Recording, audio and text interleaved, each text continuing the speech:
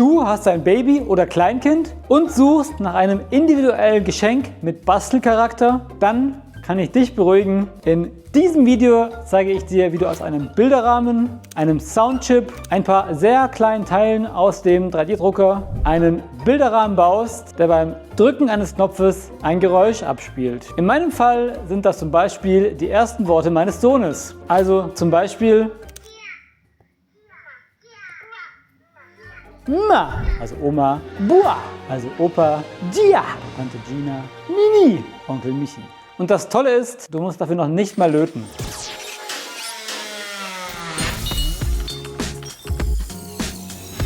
Also, kommen wir erstmal zur Einkaufsliste. Ich habe meine Teile alle bei Amazon bestellt. Du kannst das natürlich machen, wie du willst. Du brauchst mindestens einen Bilderrahmen. Pro Rahmen 4 bis 9 2x10 und 2 2x16 mm Holzschrauben, wie zum Beispiel in diesem Set. Und einen Soundchip vom Typ FLR 104A-B. Den Soundchip gibt es auf jeden Fall günstiger als bei Amazon. Auf Alibaba finde ich beispielsweise einen FLR 100A-B für nur knapp 2 Euro pro Stück. Wenn du es nicht eilig hast, lohnt sich also ein bisschen Recherche. Ich hatte die Rahmen als Weihnachtsgeschenke geplant, sodass ich in den sauren Apfel gebissen habe und die Chips bei Amazon bestellt habe. Für die Chips hatte ich 8,19 Euro bezahlt. Ein Bilderrahmen kostet knapp 48 Cent. Die Schrauben liegen im Fall, dass du alle 11 Stück auch verschraubst, bei 5 Cent. Wenn wir dann noch die 13 Gramm PLA für die Gehäuse nehmen und von einem PLA-Kilopreis von 20 Euro ausgehen, sind das 26 Cent, macht also 8,98 Euro pro Bilderrahmen. Es schadet außerdem nicht, wenn du einen 1 mm Holzbohrer hast. Das ist aber nicht zwingend notwendig, macht das Projekt aber viel einfacher in der Durchführung. Ich habe die alle von mir verwendeten Teile auch hier unten in der Videobeschreibung verlinkt.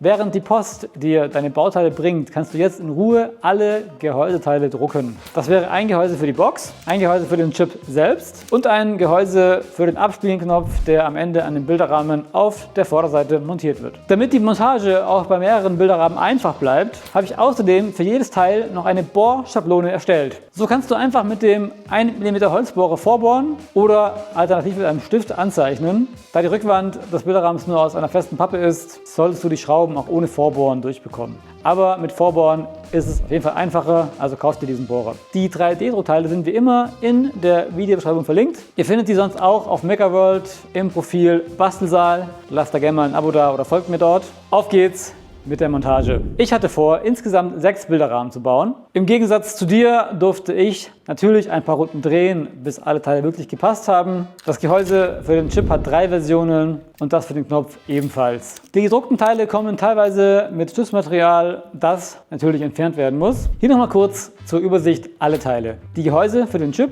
die Gehäuse für die Knöpfe, die Elektronik selbst, die Gehäuse für den Lautsprecher, 3 Bohrschablonen und natürlich die Bilderrahmen. Die Boxen werden dann einfach in ihr Gehäuse geschoben. Achte darauf, dass die Kabel zur Aussparung auf der Rückseite rausschauen.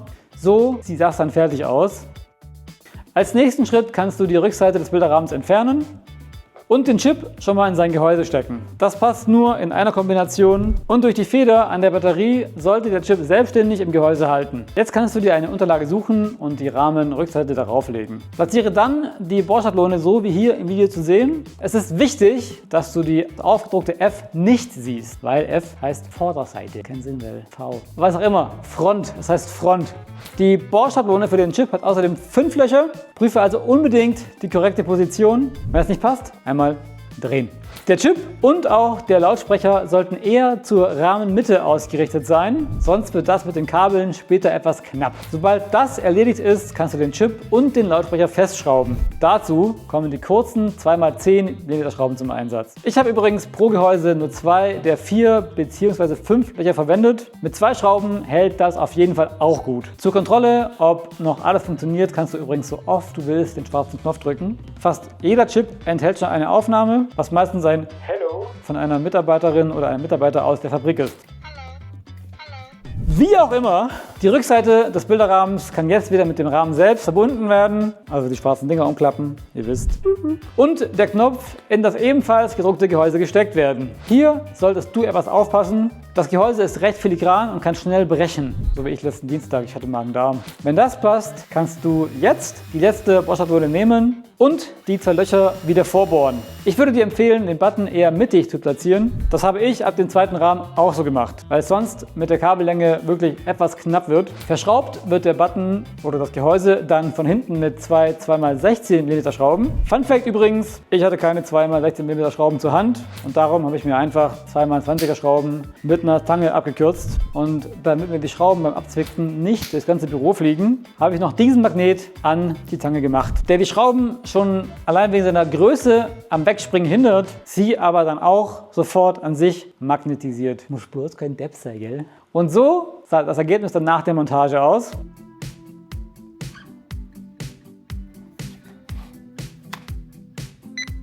Hallo, habt ihr schon abonniert?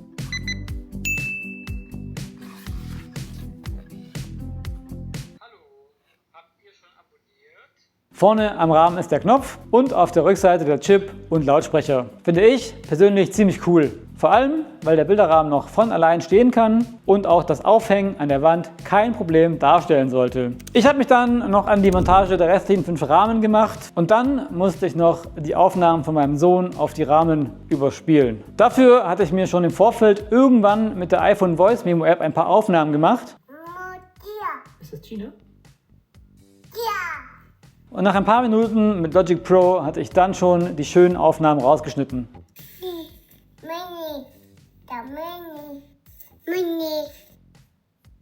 Das digitale Übertragen der Audiodateien auf den Chip ist leider nicht möglich. Darum habe ich den Ton einfach auf mein MacBook abgespielt und kurz davor die Aufnehmtaste am Soundchip gedrückt. Das hat ganz gut geklappt und da der Lautsprecher sowieso nicht die beste Qualität hat, fällt es nicht wirklich auf, dass die Aufnahme eigentlich eine Aufnahme einer Aufnahme ist. Das ist ein guter Joke. So ein bisschen wie der Truck bei Simpsons. Wo hast du denn den her? Er ist runtergefallen von einem Truck. Ich habe mich dann noch dazu entschlossen, den roten Knopf abzuschneiden. Nicht zuletzt, damit die Aufnahme versehentlich wieder gelöscht wird. Dabei habe ich darauf geachtet, die roten Kabel nacheinander und nicht gleichzeitig abzuschneiden, um zu vermeiden, dass ein Kurzschluss entsteht und ich meine Aufnahme im letzten Moment überschreibe. Und dann keinen Knopf mehr haben, um die Aufnahme wieder drauf zu spielen. Nee, wollen wir nicht. So was Ähnliches ist uns übrigens Anfang 2023 beim Verlegen einiger Leitungen passiert. Beim Kappen des Stromkabels ist der FI auf Kurzschluss gesprungen, obwohl die Sicherung, an der wir gearbeitet haben, natürlich draußen war. Wie auch immer. Das sind meine fertigen Bilderrahmen und das war's von diesem Video. Ich hoffe, euch hat diese kleine Inspiration gefallen und natürlich, dass ihr viel Spaß beim Nachbauen und Verschenken habt. Schreibt mir gerne euer Feedback unten in die Kommentare. In der Videobeschreibung findet ihr alle Links zu den Bauteilen, zu den 3D-Modellen, zu den Produkten und so weiter. Bis zum nächsten Video. Ade.